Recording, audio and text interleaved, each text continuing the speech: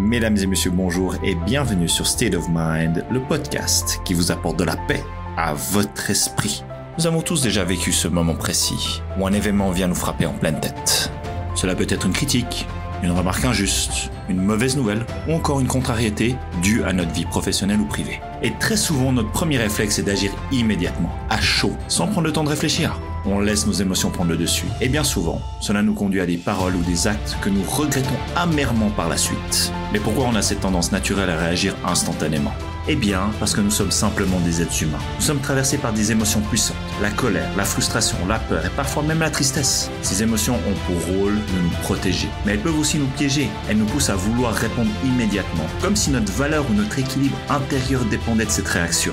Et pourtant, prendre le temps de s'arrêter, de respirer et de réfléchir avant d'agir est souvent le choix le plus sage. Lorsqu'on réagit à chaud, on ne voit qu'une partie de la situation. Cette situation est souvent déformée par notre état émotionnel. Mais quand on laisse passer un peu de temps, notre regard change, la réalité devient plus claire. Et on découvre alors des solutions auxquelles on n'aurait jamais pensé dans l'urgence émotionnelle. Maintenant, j'aimerais que vous pensiez à une situation de votre propre vie. Peut-être un conflit avec un collègue, une dispute familiale, ou alors un échange sur les réseaux sociaux. Combien de fois vous avez regretté une réponse écrite beaucoup trop vite, un mot lancé trop fort ou une décision prise trop rapidement? Et combien de fois après réflexion vous vous êtes dit « Et si seulement j'avais attendu, j'aurais réagi autrement ». Ne pas réagir à chaud, ce n'est pas être passif. Ce n'est non plus pas fuir la réalité. C'est au contraire choisir de se donner la liberté de répondre avec justesse. C'est simplement de reprendre le contrôle sur ses émotions au lieu de les laisser dicter notre comportement. La véritable force ne se mesure pas dans la rapidité de notre réaction, mais dans la qualité de notre réponse. Alors vous allez me dire comment faire concrètement. La première étape est de faire une pause. Une simple respiration peut suffire. Quand vous sentez la colère ou la frustration monter, prenez simplement un instant. Inspirez profondément, expirez lentement. Ensuite, prenez le temps de poser le pour et le contre. Posez-vous une simple question.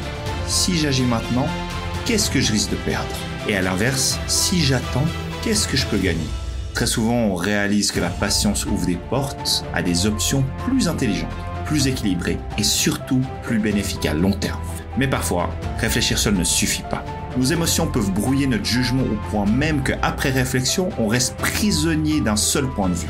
C'est pourquoi il est précieux d'avoir une personne de confiance à qui parler, un ami, un mentor, un collègue digne de confiance. Cette personne pourra vous offrir un regard extérieur, neutre, dégagé de l'émotion que vous traversez. Ce regard extérieur agit comme un miroir. Il vous renvoie la situation telle qu'elle est et non pas telle que vous la ressentez. Il faut juste se dire que nos émotions fonctionnent exactement comme cela. Tant que nous sommes bouleversés, notre vision est troublée. Mais dès que nous laissons retomber l'agitation, les choses deviennent plus évidentes. Ne pas réagir à chaud, c'est accepter que le temps est notre allié. Mais ce n'est pas toujours facile. Car nous vivons dans une société qui valorise la rapidité, l'instant T et le tout de suite. Mais la sagesse, elle, réside dans la patience. Elle se cultive dans le choix de ne pas confondre la vitesse et l'efficacité. Ne pas confondre réaction et réponse. Alors la prochaine fois que vous serez confronté à une situation qui vous bouleverse, rappelez-vous ceci. Vous avez le droit de ne pas répondre immédiatement. Vous avez le droit de dire « je vais réfléchir et je reviens vers toi ». Vous avez le droit de prendre le temps pour vous.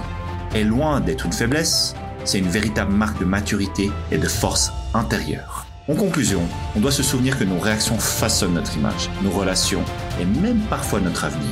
Réagir à chaud peut détruire en quelques secondes ce que vous avez mis des années à construire. Mais choisir d'attendre, de réfléchir et de solliciter l'avis d'une personne de confiance, c'est s'offrir la chance d'agir avec sagesse, d'honorer nos valeurs et de renforcer nos liens avec les autres. Du coup, la prochaine fois que la vie vous met à l'épreuve, je vous invite à choisir la pause plutôt que la précipitation. La réflexion plutôt que l'impulsion. Car au fond, ce n'est pas le premier mot que nous lançons qui compte, mais bien le dernier mot que nous choisissons. Mesdames et messieurs, merci infiniment d'avoir suivi le podcast d'aujourd'hui. Si vous avez aimé cet épisode et vous souhaitez plus de contenu, n'hésitez pas à vous abonner. En attendant, prenez bien soin de vous et à très vite pour le prochain épisode.